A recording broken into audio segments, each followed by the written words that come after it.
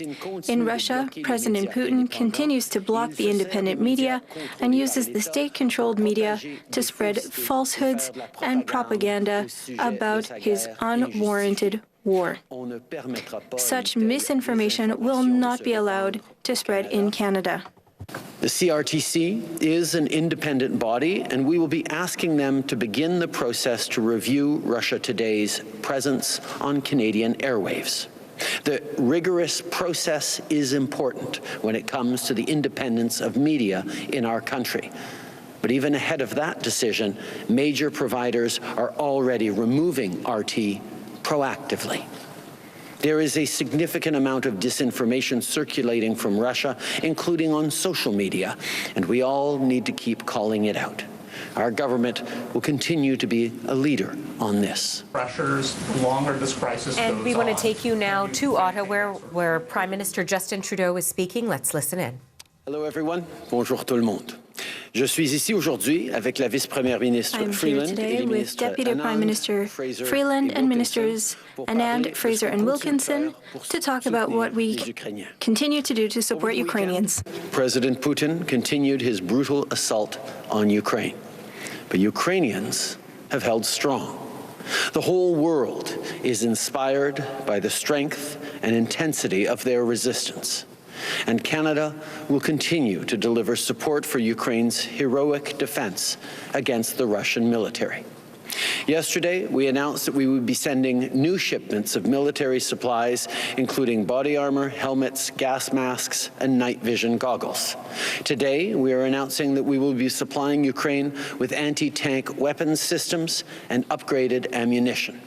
Of course, this is in addition to our 3 previous shipments of lethal and non-lethal equipment. It's encouraging to see so many of our partners also stepping up to deliver support and equipment to Ukraine. The international community is rallying to support democracy and the people of Ukraine. The Canadian Armed Forces will also be providing airlift support to transport supplies and aid and to contribute to other NATO efforts. Since this assault began, thousands of Ukrainian families have been fleeing to escape the violence. President Putin has created a refugee crisis. We've said we would be there for the people of Ukraine, and that includes making sure they can find safety here in Canada. We have bolstered our presence in the region and are fast-tracking immigration applications for Ukrainians who want to come to Canada. As we provide assistance to Ukraine, we also continue to work with our allies and partners to ensure that Russian aggression does not go unpunished. Over the past few days, I have spoken with many world leaders, including President Biden, as well as members of the G7 and other European partners. We have discussed developments and our concerted actions. Together, we continue to take further steps to hold President Putin and his oligarchs accountable and to weaken Russia's ability to finance this war they have chosen. On Saturday, alongside our allies and partners, we announced our support for removing several major Russian banks from the SWIFT payment system. This will leave these banks effectively disconnected from the international financial system. And to prevent the Russian central bank from undermining the impact of our sanctions, we are paralyzing its international reserve assets. As of this morning, Canadian financial institutions are barred from any transactions with the Russian central bank. And we are prohibiting any direct or indirect dealings in Russian sovereign debt. Today, we are announcing our intention to ban all imports of crude oil from Russia, an industry that has benefited President Putin and his oligarchs greatly. This industry accounts for more than a third of Russia's federal budget revenues, and while Canada has imported very little amounts in recent years, this measure sends a powerful message. In addition, it ensures that those who are complicit in President Putin's atrocities cannot escape the consequences of their actions. This is why it was announced that Russian oligarchs will be prevented from using their wealth to buy citizenship abroad and avoid the consequences of sanctions. The Russian government is now experiencing the severity of our coordinated sanctions. It is increasingly clear that President Putin has made a grave miscalculation. Today, the ruble plunged to record lows, and the Russian stock market was forced to close. People across Russia and around the world are taking to the streets, demanding freedom for Ukraine. Our message is clear. This unnecessary war must stop now. The costs will only grow steeper, and those responsible will be held accountable. In these difficult times, it is important to continue to rely on the facts.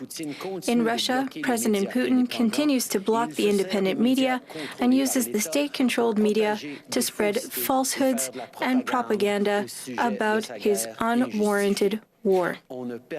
Such misinformation will not be allowed to spread in Canada. The CRTC is an independent body, and we will be asking them to begin the process to review Russia Today's presence on Canadian airwaves. The rigorous process is important when it comes to the independence of media in our country. But even ahead of that decision, major providers are already removing RT proactively. There is a significant amount of disinformation circulating from Russia, including on social media, and we all need to keep calling it out. Our government will continue to be a leader on this. Those who are witnessing the truth are seeing civilians being targeted, grandparents joining the fight, families with young children sheltering in subway stations, and people fleeing to the border with only a suitcase. These images are heartbreaking, and they lay bare the human costs of war. To support relief efforts in the region, our government continues to provide humanitarian aid. Canadians are stepping up to help Ukrainians, and we are ready to match that help. So, if you donate to the Canadian Red Cross Ukraine Humanitarian Crisis Appeal, our government will match your donation up to $10 million. This is in addition to the $50 million for development and humanitarian aid we've already committed. To the people of Ukraine, your bravery is truly remarkable. The whole world is watching your courage and your strength. We are deeply inspired as we honor your fight for freedom, for democracy, and human rights. Canada stands with you. Slava Ukraini. Merci.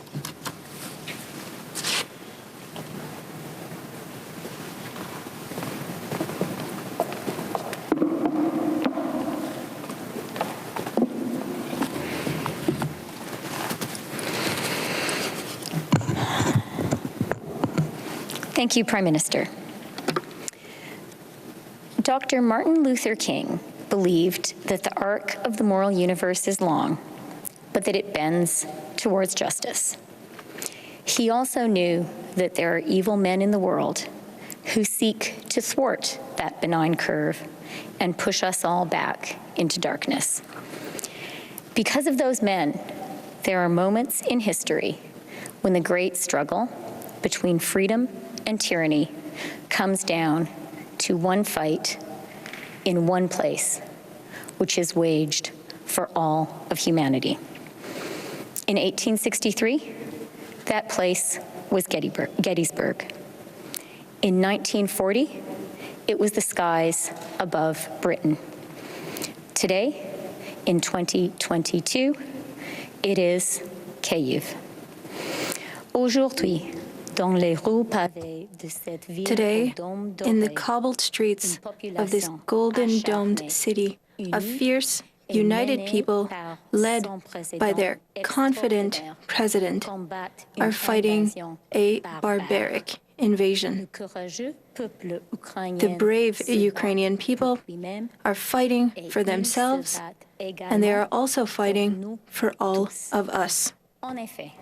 Indeed, at this moment, Ukraine is bravely positioning itself as the moral voice of the free world. I bow my head in solemn respect to Ukraine and to all Ukrainians. Canada is proud to stand with you.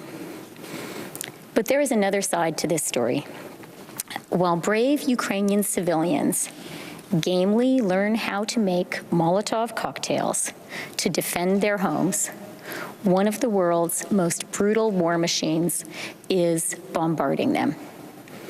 Not content to terrorize his own people, President Vladimir Putin is seeking to impose his tyranny on his democratic, freedom-loving neighbors.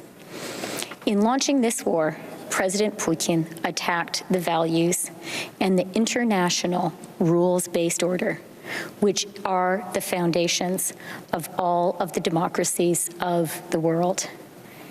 And in so doing, he and his hangers-on have forfeited the right to partake in the global prosperity which we, the world's democracies, have built together. C'est pourquoi, en partenariat avec That is why, in partnership with Europe and the United States and the United Kingdom, we now have in place the toughest sanctions ever imposed on a major economy. No Canadian financial institution, including the Bank of Canada, will transact with the Russian Central Bank. The entire world is now acting to stop Russian banks from using the SWIFT payment system. These measures will cut Russia off financially from the Western world. They will render useless much of the war chest that Vladimir Putin has amassed in his central bank. And to our Russian counterparts, who are today struggling vainly to prop up a ruble in free fall, let me say, we warned you. 12 days ago, I urged the governor of the Russian Central Bank not to allow her government to launch an illegal and unprovoked war. I cautioned her that if Russia took this horrible step, it would be, as Talleyrand reportedly said, worse than a crime. It would be a mistake. The West's economic sanctions, I warned, would be swift, coordinated, sustained, and crushing. They are, and they will continue to be. Dictators, very much including the Kremlin's tyrant, often fail to understand democracies.